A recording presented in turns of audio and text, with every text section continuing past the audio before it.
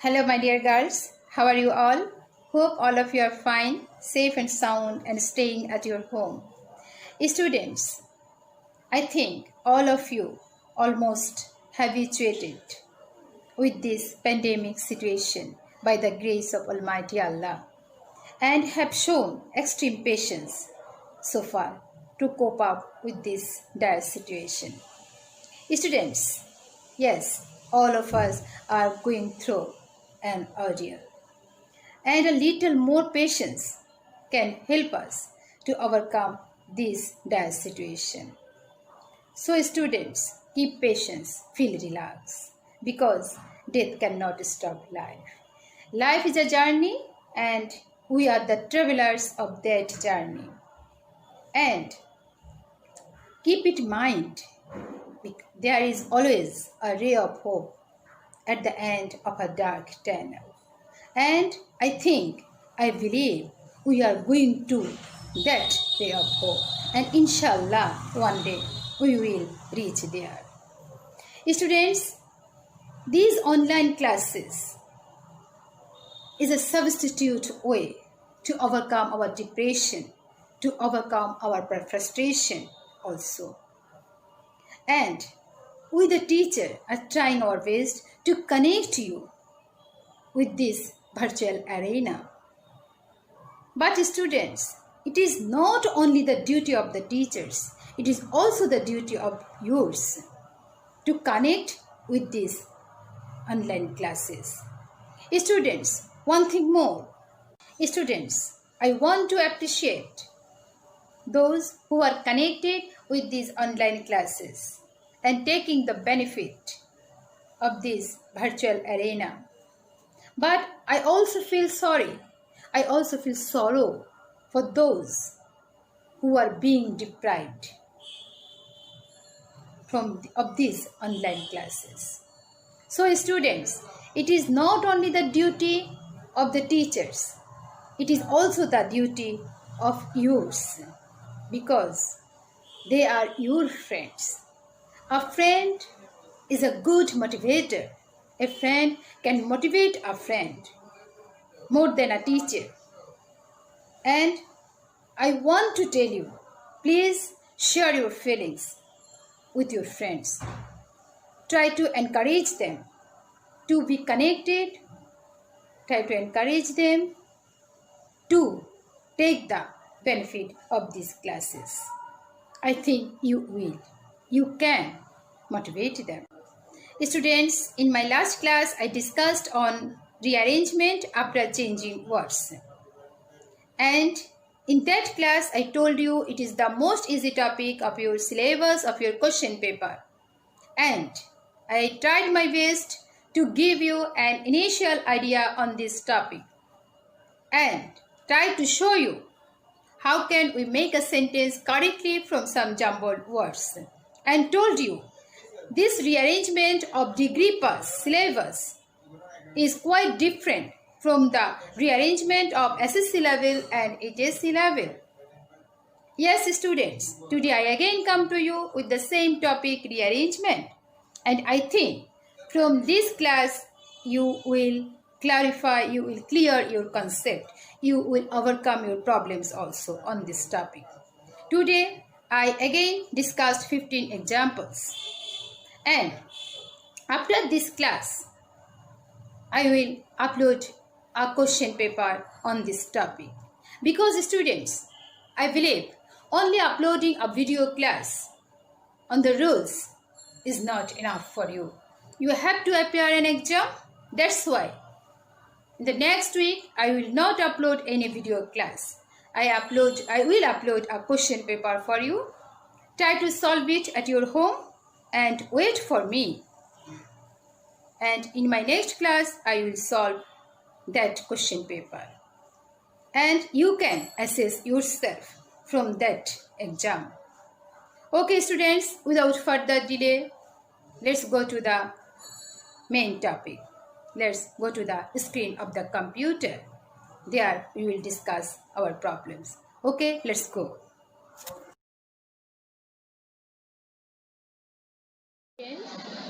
Here is the another sheet on rearrangement, and in my previous class I discussed on rearrangement and told you the pros and cons of this topic, and I have also told you the difference between the rearrangement of jumbled sentences and the rearrangement of jumbled words. Students, it is the most easy topic of your syllabus, and you don't need any kind of hassle for this topic. You don't need to worry also, because it is not fully dependent on grammatical rules. You just try to understand the subject, verb and agreement. আমরা subject verb এবং এগ্রিমেন্টে যদি বুঝতে পারি এবং আমাদের সাবজেক্টের এই যে কোন এক সাবজেক্ট অনুসারে যে ভার্বের ট্রান্সফর্ম গুলো হয় সেটা যদি আমরা বুঝতে পারি, ওয়ার্ডগুলোর মিনিং বুঝতে পারি, তাহলে normally you can make a sentence correctly and can arrange the words in correct formation also. Students, from this topic, the arrangement of the words, we can get easily 5 out of 5. And you get this topic in question number 7 or in question number 8. এটা vice versa হতে পারে, কারণ WH কোশ্চেনের সাথে এই রিঅ্যারেঞ্জমেন্টটা অনেক সময় নাম্বারের ক্ষেত্রে দেখা যায় একটু এলোমেলো হয়ে যায়। কখনো এটা কোশ্চেন নাম্বার 7 আমরা দেখতে পাবো, কখনো আবার কোশ্চেন নাম্বার 8 সেটাতে দেয়া হয়। তো ডাজন্ট ম্যাটার, এটা নিয়ে আমাদের বদার হওয়ার কোনো কারণ নেই। যে নাম্বারেই আসুক না কেন, আমাদের কাজ হচ্ছে ফোকাস করব আমরা আমাদের রিঅ্যারেঞ্জমেন্ট আমরা কিভাবে করছি।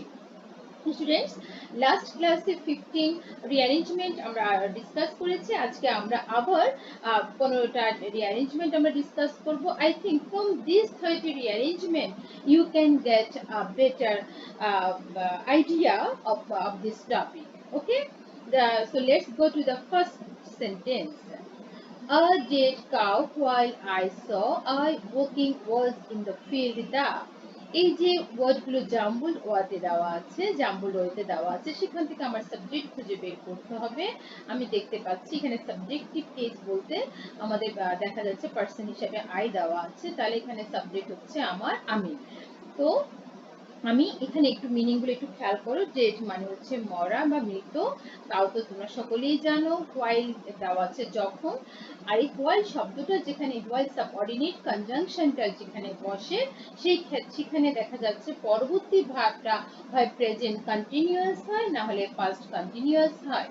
তাহলে দেখা যাচ্ছে যে এখানে একটা কন্টিনিউয়াস ফর্ম পেয়েছি ওয়াকিং, তাহলে হাঁটছে, গরু হাঁটবে না, আমরা মানুষ হাঁটবো সেটাই বোঝাচ্ছে। তাহলে ওয়াকিংটা অবশ্যই সাবজেক্ট কোনটা গ্রহণ করবে, আই গ্রহণ করবে। আমি একটা জিনিস পেয়েছি। আমি একটা কথা বললাম, সেটা হলো প্রেজেন্ট কন্টিনিউয়াস হবে, না হলে পাস্ট কন্টিনিউয়াস হবে। তার মানে কন্টিনিউয়াস বলতে আমরা বুঝি সাবজেক্টের পর আমাকে অবশ্যই টু বি ভার্ব ইউজ করতে হবে। স্টুডেন্ট, যে কোনো টপিকে আমরা পড়ি না কেন, মনে রাখবে প্রতিটা টপিকের জন্যই আমার খুঁটিনাটি সমস্ত বিষয় আমাদের জানতে হয়। and in one of my lecture I have already told you about this. English grammar হচ্ছে খুবই আমি বলবো এটা কম্বাইন্ড একটা জিনিস, যেখানে দেখা যাচ্ছে শুধুমাত্র আমি সাবজেক্ট ভার্ব এগ্রিমেন্ট জানছি, সেটা দিয়েই যে আমি আসলে ইংলিশটা বুঝে যাব তা না। আমাকে তার আনুষঙ্গিক যে বিষয়গুলো রয়েছে, গ্রামারের যে খুঁটিনাটি বিষয়গুলো আছে, সবগুলোই আমাকে জানতে হচ্ছে। একটা টু ভার্বের ইউজিং সম্পর্কে আমাকে জানতে হচ্ছে, আমাকে টেন্স জানতে হচ্ছে। সমস্ত বিষয় সঠিকভাবে একটা বেসিক নলেজ থাকলে you can say that you know English, you can write down a sentence correctly. তখনই শুধুমাত্র আমাদের কনফিডেন্স লেভেলটা আমাদের ঠিক হবে এবং আমরা কনফিডেন্টলি একটা কারেক্ট সেন্টেন্স লিখতে পারবো। এই যে কথাটা বললাম, হোয়াইলের ব্যবহার সম্পর্কে আমাদের জানতে হচ্ছে। আমরা জানি হোয়াইল যদি কোনো সেন্টেন্সে দেওয়া থাকে, সেই জায়গায় সাবজেক্টের পর অবশ্যই টু বি ভার্ব ইউজ করতে হবে এবং ভার্বটা আইএনজি হয়ে যাবে। তাহলে স্টুডেন্ট খেয়াল করো, এখানে আমি দেখতে পাচ্ছি হার্ট একটা কথা আছে এবং টু বি ভার্ব দেওয়া আছে ওয়াজ, তাহলে পাস্ট কন্টিনিউয়াস। তাহলে দেখো হোয়াইল আই ওয়াজ ওয়াকিং, যখন আমি হাঁটছিলাম। ওকে, কি হচ্ছে এবার পরবর্তী জিনিসটা দেখছি। এবার এখন একটা মৃত গরু দেখা বোঝাচ্ছে, তাহলে আমি দেখেছি। তাহলে কিভাবে হতে পারে, I saw a dead cow. খেয়াল করো, ইন দ্য ফিল্ড যদি আমি বলি I saw a dead cow, আমি একটা মৃত গরু দেখেছি।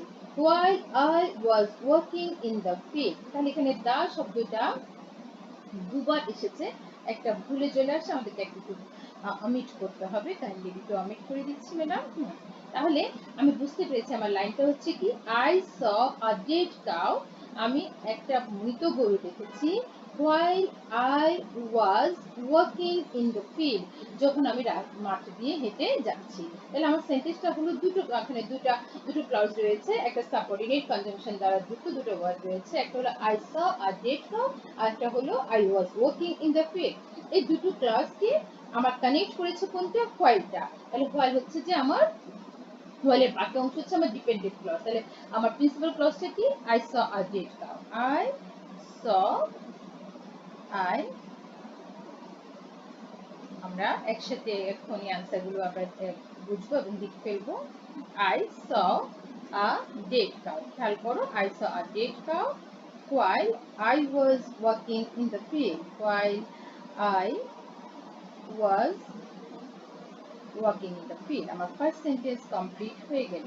তাহলে আমি কিভাবে করলাম, ফার্স্ট সেন্টেন্সটা খেয়াল করো। প্রথম খুঁজে বের করেছি আমার সাবজেক্ট, এরপর আমি বের করেছি আমার ভাবটা কি, এরপর আমার সেন্টেন্সটা কোন ফর্মে দেওয়া আছে সেটা খুঁজে বের করলাম। দেখতে পেলাম এখানে দুটো ক্লজ দেওয়া আছে, তার মানে একটা সাবঅর্ডিনেট কনজাংশন যেহেতু আমার চোখে পড়েছে, আমি বুঝতে পেরেছি এখানে দুটো ক্লজ থাকবে। আমি একটা প্রিন্সিপাল ক্লজ ফরমেট করলাম, দেন আমি একটা সাবঅর্ডিনেট ক্লজ ফরমেট করলাম। হয়ে গেল আমার সেন্টেন্সটা, I saw a dead cow while I was working in the field। Students, আমার মনে হয় তোমরা ফার্স্ট সেন্টেন্সটা বুঝতে পেরেছো। আমরা আমাদের প্রতিটা ক্লাসে প্রতিটা টিচার একটা কথা বলে থাকি যে আমরা ভার্চুয়ালি যে ক্লাসগুলো নিচ্ছি, এটা আমরা অকপটে আমরা অ্যাডমিট করছি, স্বীকার করে নিচ্ছি যে আমাদের সাথে তোমাদের ফেশিয়াল কোনো ইন্টারেকশন হচ্ছে না, আই কন্ট্যাক্ট হচ্ছে না, কোনো কিছুই আমরা করতে পারছি না। বাট আমাদের যে এফোর্টটা রয়েছে তোমাদের ক্লাসটাকে একটু লাইভলি করে তোলা, এন্টারটেইনিং করে তোলা, সেই জায়গায় আমার মনে হয় আমরা শতভাগ ট্রাই করছি। যদি তোমরা আমাদের সাথে তোমরাও সে এন্টারটেইনমেন্ট মেন্টালিটি নিয়ে যদি ক্লাসগুলো এনজয় করো অথবা দেখা যাচ্ছে ক্লাসগুলো ফলো করো, আমার মনে হয় এই ভার্চুয়াল ক্লাসটাও কিন্তু 100% সাকসেসফুল না হলেও আমরা বলতে পারি আমাদের এই করতে 80% হলেও সাকসেস হবে। যদি এই যে আমরা যে আমাদের এই সাকসেসটা ডিপেন্ড করছে সম্পূর্ণরূপে তোমাদের ফিডব্যাকের উপর, তোমরা কতটা সেটা নিতে পারছো। এই অফ টাইমে, আমরা এই লকডাউনের টাইমে আমি বারবার বলি আমরা এনাফ টাইম পাচ্ছি। আমাদের ডিপ্রেশন থেকে বের হয়ে আসার একটা বড় প্ল্যাটফর্ম হচ্ছে এই অনলাইন ক্লাসগুলো। এটা তোমাদের জন্য, টিচারদের জন্য, সকলের জন্য। আমি মনে করি এই ক্লাস নিতে গিয়ে বা ক্লাসটা এনজয় করতে গিয়ে তোমরা অনেকটা সময় কিন্তু অনলাইনে সার্ফিং করছো। I think it is enough to divert your mind, মনটাকে ডাইভার্ট করার জন্য, ডিপ্রেশন থেকে বের হয়ে আসার জন্য এই ক্লাসগুলো অনেক বেশি সাপোর্টিভ। আমরা স্টাডির মধ্যে থাকতে পারছি, টিচারদের কথা শুনতে পাচ্ছি। আমি মনে করি এটা অনেক বড় একটা ব্যাপার। তোমরা অনেক লাকি বলতে হবে এই বিষয়গুলোর সাথে যে তোমরা কানেক্ট হতে পারছো, নিতে পারছো। আর এখন কথা হচ্ছে তোমাদের কি চিন্তা করতে হবে, তোমরা কতটুকু সময় দিবে এবং কতটুকু সময় দেওয়ার মাধ্যমে কতটুকু ইফেক্টিভলি তোমরা সেটা গ্রহণ করবে সেটা তোমাদেরকে ডিসাইড করতে হবে। Okay, that it thought he would rain. এখানে দেখো এই সেন্টেন্সটা খেয়াল করো, that it thought he would rain. এখানে সাবজেক্ট আমি দেখতে পাচ্ছি, এটা ব্যক্তিবাচক সাবজেক্ট হি, আর হলো বস্তুবাচক হচ্ছে ইট। তাহলে চিন্তায় নিশ্চয়ই বস্তু করে না, চিন্তা ব্যক্তি করে। তাহলে এই চিন্তা আমি চিনতে পেলাম হি থট, সে চিন্তা করে। থটের পরে একটা ক্লজ দরকার, সেটা সরি সাবঅর্ডিনেট কনজাংশন দরকার। এখানে পেলাম দ্যাট, রিলেটিভ এটা পেলাম আমরা, রিলেটিভ কনজাংশন বা relative pronoun. He thought that, সে চিন্তা করলো যে ইট উড রেইন, বৃষ্টি হতে পারে। সে চিন্তা করলো যে বৃষ্টি হতে পারে। কত সহজ দেখো, হি চিন্তা কথা যখন আসে এটা সহজ, কিন্তু বেসিক ব্যাপার, একদম কমন সেন্সের ব্যাপার যে আমরা কিভাবে আসলে কোনটা খুঁজে বের করব। He thought that he would rain. আমার টপিক ছিল আসলে তোমাদের সাথে যেটা, সেটা ছিল চেঞ্জিং ওয়ার্ডের ব্যাপারে ছিল আমার সাথে। তো আমি দেখলাম চেঞ্জিং ওয়ার্ডের যে 4টা বা 5টা ক্লাস আমি নিয়েছি, আমার মনে হয়েছে এনাফ ক্লাস নেওয়া হয়েছে এবং তোমরা একটু বোর হয়ে যাবে একই বিষয়ের উপর শুনতে শুনতে। তাই আমি নিজেই চুজ করেছি যে আমি আরো একটা টপিক তোমাদের সাথে আলোচনা করি। এতে করে তোমাদেরও একটু চেঞ্জ হবে, আমারও পড়াটা একটু ভালো লাগবে।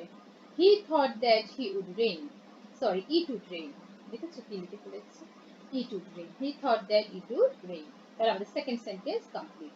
After that discovered Columbus America, এটা তো একদম সহজ। কলম্বাস একজন কলম্বাস যে কথা তোমরা শুনেছো যে আমেরিকা আবিষ্কার করেছে, তো কলম্বাস হচ্ছে একজন ব্যক্তি, আমেরিকা একটা দেশের নাম, আর ডিসকভার্ড আবিষ্কার করা, একদম সহজ একটা কি বলবো রিঅ্যারেঞ্জমেন্ট। আমরা লিখবো কলম্বাস, কারণ আমেরিকা তো আর কলম্বাস আবিষ্কার করেনি, কলম্বাস আমেরিকা আবিষ্কার করেছে। ওকে, তাহলে আবার দেখো, আমি একবার একটা খাতায় পেয়েছিলাম, ওরা আমেরিকা দিয়ে কলম্বাস লিখে বসেছে, আমেরিকা নাকি কলম্বাস আবিষ্কার করেছে, ফার্স্ট টাইম জানতে পারলাম আর পুরো খাতা থেকে।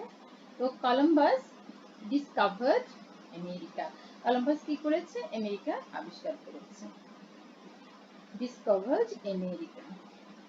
ওকে, ক্যাপসে যেতে হবে, এটা দেশের নাম বড় হাতে লিখতে হবে, নামের অক্ষর আমরা জানো প্রথম অক্ষর বড় হাতের হয়, ফার্স্ট লেটার আমরা বড় হাতে দিয়েছি। ওকে, কলম্বাস ডিসকভার্ড আমেরিকা, থার্ড সেন্টেন্সে কমপ্লিট হয়ে গেল। এবার আসো সক্রেটিস, একজন দার্শনিকের নাম, the son, scholastic, এরপর হচ্ছে of।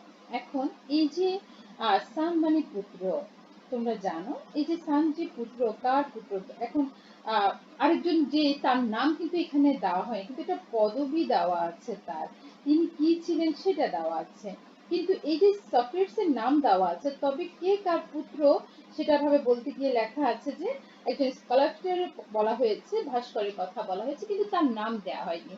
তাহলে আমরা বুঝতে পারছি সক্রেটিস হচ্ছে একজন ভাস্করের পুত্র, যিনি ভাস্কর ছিলেন। তো স্কাল্পচার কথাটা হচ্ছে ভাস্কর, যিনি খোদাই করে কোনো কিছু কাঠের উপর বা কোনো কিছুর উপর খোদাই করে কোনো শিল্পকর্ম তৈরি করেন। তাহলে এখানে আমরা বুঝতে পারছি সক্রেটিস হচ্ছে এখানে সাবজেক্ট, সক্রেটিস কিছু তুমি ভার্ব খুঁজে বের করলাম, এখানে was, Socrates was the son of a sculpture, Socrates কে ছিলেন, একজন ভাস্করের পুত্র ছিলেন।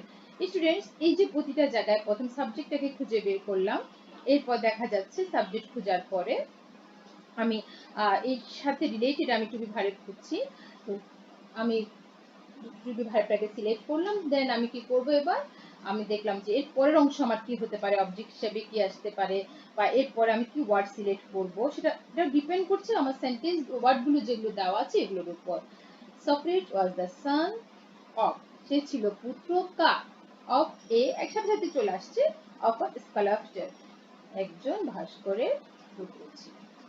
দেখো কোনো ব্যাক পেতে হচ্ছে না, অটোমেটিক্যালি চলে আসছে যে আমি কোনটার পর কোনটা বসাবো। সক্রেটিস দার্শনিকের নাম, আমি এখানে সক্রেটিস বানানটা স্পেলিং এ একটু প্রবলেম হয়েছে, টাইপ করছি সাথে সাথে, তো Socrates was the son of a sculpture, হয়ে গেল number 5। As I am, you are as tall, খেয়াল করো এখানে তুলনা বুঝিয়েছে, কিভাবে বুঝলাম, as পজিটিভ অ্যাজ দেওয়া আছে, এখানে একটা অ্যাজ, দুজনের মধ্যে তুলনা করা হয়েছে লম্বার ক্ষেত্রে, আমার এবং তোমার মধ্যে, আই এম অথবা ইউ কোন একটা ব্যাপার হবে। দেখো তো, you are as tall as I am, নাকি I am as tall as you are. আমার মনে হয় আমি যেভাবেই লিখি না কেন আমার সেন্টেন্সটা ভুল হবে না। আমি যদি বলি you are as tall as I am, অথবা I am as tall as you are, দুটোই কারেক্ট, এখানে কোনো ধরনের কোনো অর্থে খুব একটা পরিবর্তন হচ্ছে না। যেমন যদি আমি বলি আই এম, আমি হচ্ছি লম্বা, অ্যাজ টল লম্বা কার মতো, তোমার মতো, অ্যাজ ইউ, আমরা অপোজিট ভাবেও লিখতে পারবো সাবজেক্ট চেঞ্জ করে, সেখানে খুব একটা পরিবর্তন হবে না। তো স্টুডেন্টস, কোশ্চেন নাম্বার 5টাও কমপ্লিট হয়ে গেল। Then the is capital Dhaka of Bangladesh, এটা কি বুঝাতে হবে কিনা তোমরাই বলো। আমার মনে হয় এটা বোঝানোর খুব একটা প্রয়োজন নেই, যদি বুঝাতে হয় তাহলে আসলে ইংলিশ পড়ারই আর কোনো প্রয়োজন আছে বলে মানে মনে হয় না। তো সেখানে বাংলাদেশের কথা আসছে, এরপরে হচ্ছে যে ঢাকার কথা আসছে, কিসের কে কোনটার ক্যাপিটাল একটু বলতে পারবে? বাংলাদেশ হচ্ছে ঢাকার ক্যাপিটাল, নাকি ঢাকা হচ্ছে বাংলাদেশের ক্যাপিটাল, কে বলতে পারবে? স্টুডেন্টস বলো, ঢাকা, ঢাকা হচ্ছে ক্যাপিটাল কার, বাংলাদেশে, Dhaka is the capital of Bangladesh. তোমরা জানো কিনা জানি না, লন্ডনে দেখা যাচ্ছে ব্রিকলেন বলে একটা জায়গা আছে, তো ওখানকার মানুষ নাকি বাংলা টাউন যাকে বলা হয় আর কি। তো সেখানে যারা রয়েছেন, যারা আমাদের বাংলাদেশি ভাষাভাষী মানুষ রয়েছেন, তো সেখানে বলা হচ্ছে ওরা অনেকেই সিলেটকে বাংলাদেশের রাজধানী ভাবে, কারণ ওখানে বেশিরভাগ মানুষ হচ্ছে সিলেট থেকে যায়।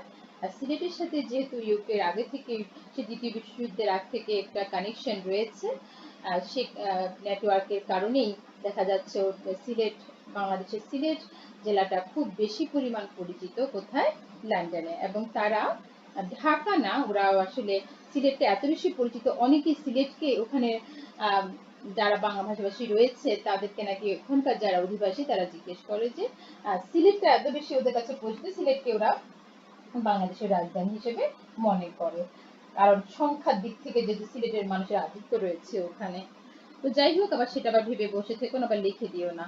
Dhaka is the capital of Bangladesh, আমি লিখলাম।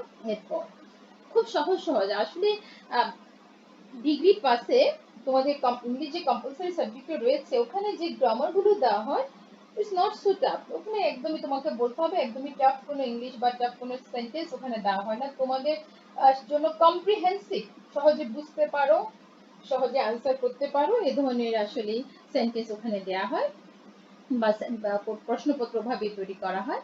শুধু একটু প্র্যাকটিসের দরকার, নাথিং এলস, একটু প্র্যাকটিস করলেই তোমরা ইমপ্রুভ করবে। Morning he up gets in early. He subject normally পেয়ে গেলাম, he subject খুব একটা কঠিন হলো না আমার জন্য, আমি বুঝতে পারছি সাবজেক্ট হলো he, তাহলে সে এখানে একটু ভার্ব নেই, একটা প্রিন্সিপাল ভার্ব পেয়েছি gets, he gets, দুটো অংশ পেয়ে গেলাম। সে উঠে, gets এর সাথে কি বসে up, he gets up কখন উঠে, দেখো প্রশ্ন করে করে বের করে ফেলছি, early, সে উঠে সকাল, early ভোরে উঠে। he gets up early কখন, in the morning, সকালবেলা একটু আর্লি উঠে, তাড়াতাড়ি উঠে ছুটি করে। He gets up early in the morning, very easy, he gets up early in the morning. Okay students, after that Aunt lived with Shihab. Okay, subject পেয়ে গেলাম, আর সাবজেক্ট হবে না, সাবজেক্ট হবে she, পেয়ে গেলাম she, অনেক সহজ, অনেক সহজ, শুধু একটু খেয়াল করো she। এরপর she লেখার পর আমি খুঁজে বের করবো টু বি ভার্ব আছে কিনা, এখানে কোনো টু বি ভার্ব নেই, আছে এখানে একটা মূল ভার্ব she lived, পেয়ে গেলাম she lived। সে বাস করে, কোথায় বাস করে, কার সাথে বাস করে, কোথায় বাস করে সেই জায়গাটা দেওয়া নেই, কিন্তু কার সাথে বাস করে সেটা দেওয়া আছে।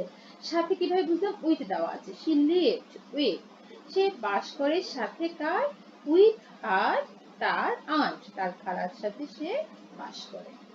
ওকে স্টুডেন্টস, দেখেছো আমরা কোশ্চেন নাম্বার 8 ও কমপ্লিট করে ফেলেছি। she lived with her After that, are I who know you. Okay students, here is a to be verb are and another principal verb know.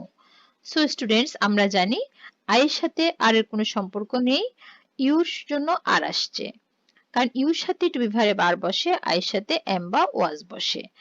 এই যে টু বি ভার্বটা আর আছে, তার মানে your জন্য two B ভার্বটা আর, আর এখন আরেকটা ভার্ব রয়েছে principal verb no, তাহলে আই এর সাথে কোন ভার্বটা যাচ্ছে, এখানে প্রিন্সিপাল ভার্ব নো যাচ্ছে। আমার ফার্স্ট সাবজেক্ট হচ্ছে আই, তাহলে আমি ফার্স্ট সাবজেক্ট সিলেক্ট করে ফেললাম, এখানে আই লিখলাম, আই।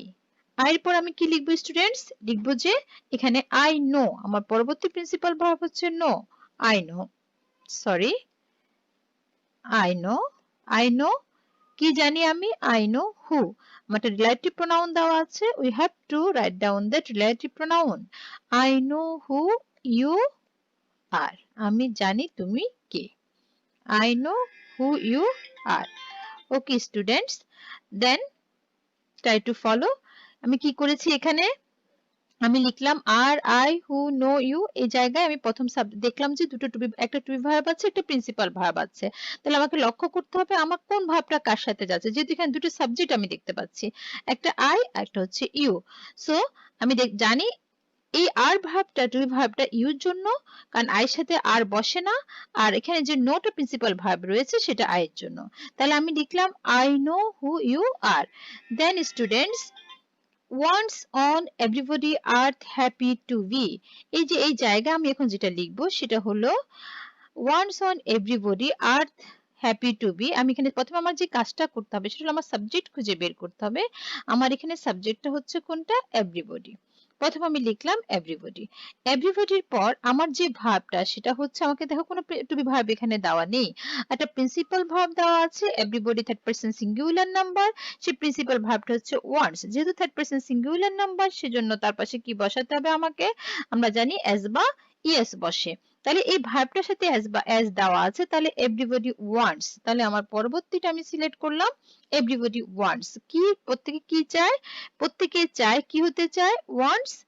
এভরিবডি ওয়ান্টস কি হতে চায়? সুখী হতে চায়। এভরিবডি ওয়ান্টস হওয়া বোঝাতে টু বি বসে। Everybody wants to be happy. প্রত্যেকে সুখী হতে চায় কোথায়? Everybody wants to be happy on আর্থ। প্রত্যেকে পৃথিবীতে সুখী হতে চায়, on earth. Everybody wants to be happy on আর্থ। প্রত্যেকেই এই পৃথিবীতে কি হতে চায়? সুখী হতে চায়।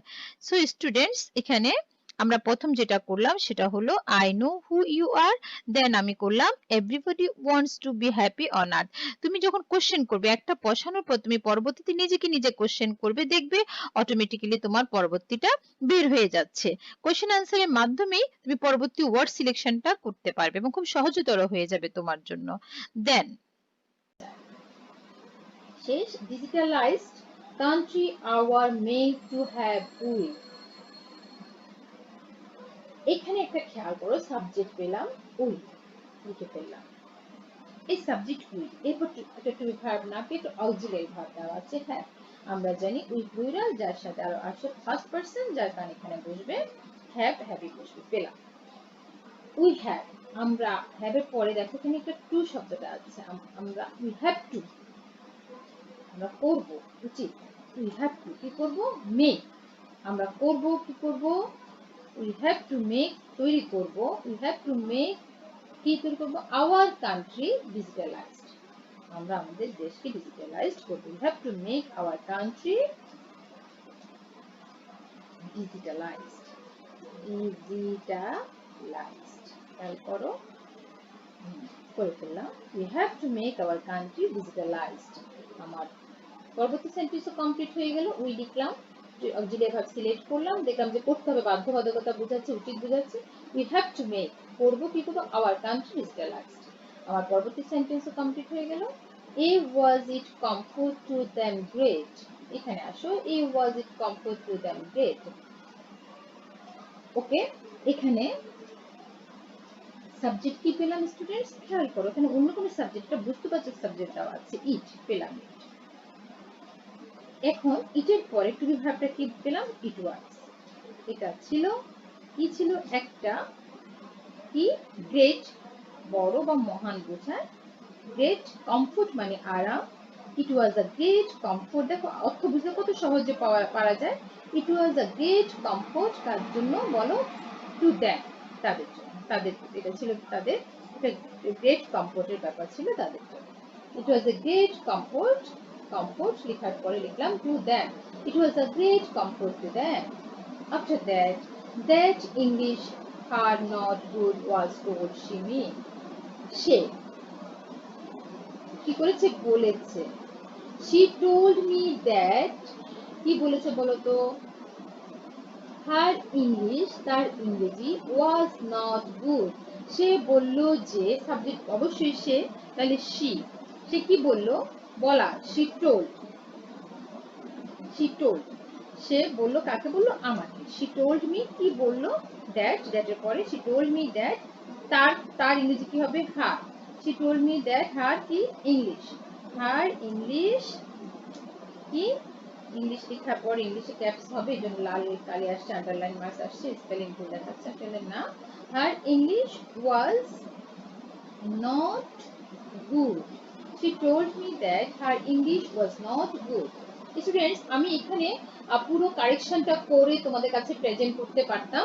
কারেকশন করে আমার কাছে সেটা একদমই ভালো দেখায় না। কারেকশন কপি তুলে দেওয়া মনে হচ্ছে এটা মুখস্থ জিনিস আমি তোমার কাছে প্রেজেন্ট করছি, আর সেটা বোঝাতেও সুন্দর না। আমি একসাথে টাইপিংটা এই কারণেই করছি যে যাতে বুঝতে পারো আমি কোন ওয়ার্ডটা কেন কখন সিলেক্ট করছি, কিভাবে করছি। আমার মনে হয় এইভাবে হলে তোমরা বুঝতে পারবে। এটা আমার পার্সোনাল ভিউ, আমি তোমাদের সাথে শেয়ার করছি। কারেকশন কপি ইউজ করে আমার পড়াতে ভালো লাগে না, তো যার কারণে আমার একটু আসলে স্লো ভাবে পড়াটা আগাচ্ছে। কিন্তু কারেকশন কপি দেওয়া থাকলে আমি হয়তো আরো একটু আগে আমি ফিনিশ করতে পারবো, বাট আমার সময়ের তাড়া নেই। আমি তোমাদেরকে স্লোলি বুঝাতে চাচ্ছি যে আমার একটা জিনিস মুখস্থ করে লিখে দেওয়া আর সাথে সাথে যখন তোমাদের সাথে যেতে একই তো ইন্টারেকশন হচ্ছেই না, তার উপরে একদম কপি করে তুলে দিতে ভালো লাগছিল না, তাই একটু সময় নিয়েই পড়াচ্ছি। তো ডোন্ট ফিল বোর, তোমরা বোর হবে না, একটু ফলো করো, মজা পাবে। A place like the came distant from, distant মানে দূরবর্তী, লাইট মানে আলো, একটা আলো এসেছে কোত্থেকে, দূর থেকে, তাহলে কি হতে পারে? A light came from the distant place, কত সোজা, একটা আলো রেখা আমি দেখতে পাচ্ছি। এ লাইট কোত্থেকে আসলো? কেম আসলো, এটা হচ্ছে আমার ভাব। এলে লাইট কেম ফ্রম, দূর থেকে, হতে বোঝাচ্ছে, from from a distant place, দূরবর্তী জায়গা থেকে এসেছে, from a distant place, from a distant place. হ্যাঁ, beautiful flower is what is, সবাই বুঝতে পেরেছে exclamatory sentence, what a beautiful flower it is. What, এটা বুঝানোর পিছনে ছোটবেলা থেকে করেছো, what a beautiful, beautiful flower, FLOWER, flower it is, exclamatory sentence, যার কারণে লাস্টে একটা এক্সক্লামেশন মার্কস অবশ্যই আমাদেরকে দিতে হবে। এক্সক্লামেশন মার্কস তো খুঁজে পাচ্ছি না, কোথায় যেন ছিল, চোখে পড়ছে না টাইপের ওখানে। যাই হোক স্টুডেন্টস, তোমরা একটু এক্সক্লামেশন মার্কস এখানে হবে। আমার কিবোর্ড হঠাৎ করে চোখে পড়ছে না, হ্যাঁ পেয়েছি। হ্যাঁ, তাহলে what a beautiful flower it is. Okay students, I have finished. আমার যে কয়টা সেন্টেন্স নিয়ে কথা বলার বা ডিসকাসের প্রয়োজন ছিল আমি কমপ্লিট করেছি। আর এই টপিকটারই একটা কি বলবো, এবং আগেরটার একটা সফট কপি আমি তোমাদেরকে আপলোড করে দিব আনসারগুলো। ভিডিওটা তো দেখবেই, সাথে সাথে করেছি, সুতরাং খুব একটা ব্যাক পেতে হবে না। আমরা একসাথেই, আমার মনে হয় তোমরা যদি খাতা কলম নিয়ে বসো, ইকুইপমেন্টস গুলো নিয়ে বসো, সেই ইকুইপমেন্ট গুলো যদি তোমাদের সাথে থাকে, ম্যাডাম পড়াচ্ছে হচ্ছে, তোমরাও যদি লিখো, এখানেই কিন্তু পড়া অনেকখানি কমপ্লিট হয়ে যাওয়ার কথা। তারপর আমি সফট কপিটা আপলোড করে দিব। আমি খুব একটা সফট কপি আপলোড করি না, কারণ আমার মনে হয় যেভাবে পড়াচ্ছি ক্লিয়ার বোঝা যাচ্ছে, আমার স্ক্রিন ক্লিয়ার, আমি যেভাবে দিচ্ছি আমার মনে হয় তোমরা সেটা ভিডিও ফলো করার পর সেখান থেকে তোমরা টুকে নিতে পারো। তারপরেও তোমাদের বেটার আন্ডারস্ট্যান্ডিং এর জন্য আমি দুটা লাস্ট ক্লাসের এবং এই ক্লাসে সফট কপিটা প্রোভাইড করবো তোমাদেরকে, ইমেজগুলো। তো সেখান থেকে তোমরা আরো একটু ভালো করে তোমাদের ক্লিয়ার আইডিয়াটা পেয়ে যাবে। তো স্টুডেন্টস, ভালো থাকো, নিজেকে সময় দাও, পরিবারকে সময় দাও। সাথে সাথে যে কথাটা বলবো, নিজেকে এবং পরিবারকে সময় দেওয়ার পাশাপাশি আমরা নানা প্রকার কাজে নিজেকে লিপ্ত করতে পারি, কানেক্ট করতে পারি। ফেসবুকে দেখা যাচ্ছে উই নামে একটা গ্রুপ রয়েছে, তোমরা অনেকেই সেটা জানো, প্রায় 5 লাখ মেম্বার রয়েছে ওখানে। তো সেই জায়গায় অ্যাড হতে পারো, ওখানে নানা প্রকার উদ্যোক্তাদের দেখা যাচ্ছে, তোমাদের মধ্যে স্টুডেন্টরাও রয়েছে যারা কোনো না কোনো কাজে সেখানে সম্পৃক্ত। সেই জায়গা থেকে তোমরা অনেক কিছু শিখতে পারো। আমরা এই ভার্চুয়াল অ্যারিনাটাকে আমরা পজিটিভলিও কিন্তু ইউজ করতে পারি, জানার ক্ষেত্র হিসেবে ইউজ করতে পারি। তো সেই জায়গায় দেখা যাচ্ছে যে ওখানে আমি নিজে খুব বিভিন্ন বুটিক্সের কাজ, প্লান্টিং এর কাজ, তারপর হচ্ছে যে কোনো কাজ, গ্লাস ওয়ার্কের কাজ, পেইন্টিং আমার খুব আমাকে টানে। আমি খুব করার চেষ্টা করি, আমি যে খুব ভালো পারি তা না, বাট আমি অ্যাট্রাক্ট ফিল করি, আমার ভালো লাগে। আমার মনে হয় তোমাদের তো প্রচুর সময় আছে, তোমরা উদ্যোক্তা হতে পারো, লেখাপড়ার পাশাপাশি কাজ শিখতে পারো। ওইসব জায়গায়ও আমি যদি ইন্টারেস্ট থাকে, যদি ইন্টারেস্ট না থাকলে এটা তোমাদেরকে টানবে না, ইন্টারেস্ট থাকে আমার মনে হয় ওগুলো তোমরা দেখতে পারো, তোমাদের সময়টা ভালো কাটবে। সবাই ভালো থাকো, সুস্থ থাকো। See you next time in my next class. Till then, thank you. Bye bye.